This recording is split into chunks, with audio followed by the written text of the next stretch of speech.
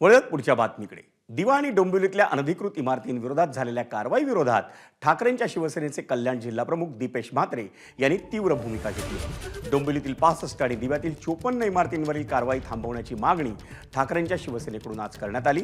त्यासाठी दीपेश म्हात्रे आणि दिवा शहर संघटक रोहिदास मुंडे यांच्यासह दिवा आणि डोंबिवलीतल्या कारवाईग्रस्त नागरिकांनी ठाणे पोलीस आयुक्त आशुतोष डुमरे यांना एक निवेदन दिलं. अनधिकृत बांधकाम करणाऱ्या मुख्य आकाला वाचवण्यासाठी या कारवाया सुरू असल्याचा आरोप दीपेश म्हात्रेंनी केला. तसंच खासदार श्रीकांत शिंदे यांच्या मतदारसंघात भाजप आमदारांकडून घेण्यात आलेल्या जनता दरबाराचंही त्यांनी कौतुक केलं. अनधिकृत बांधकामांचा जो आका आहे ह्याच्यातला त्याच्यावरती कारवाई होणं गरजेचं आहे. कुठेतरी थातूरमातूर आजूबाजूच्या लोकांवर कारवाई करून जो मुख्य आका आहे ह्याच्यातला त्याला वाचवण्यासाठी हे सगळं चालू आहे का, आणि कुठेतरी ही लोक बेघर झाल्यानंतर लोकांना जाग येईल का, असं एकंदरीत वातावरण लोकांमध्ये.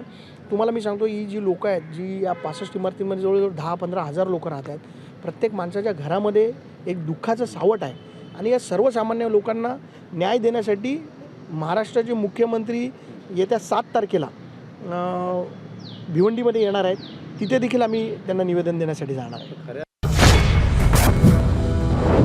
बातम्यांच्या विश्वातला सगळ्यात मोठा मंच,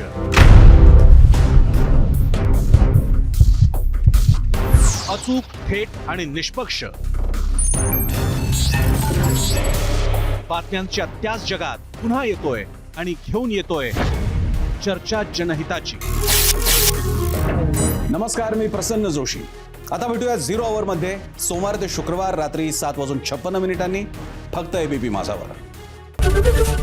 एबीपी माझा, उघडा डोळे बघा नीट.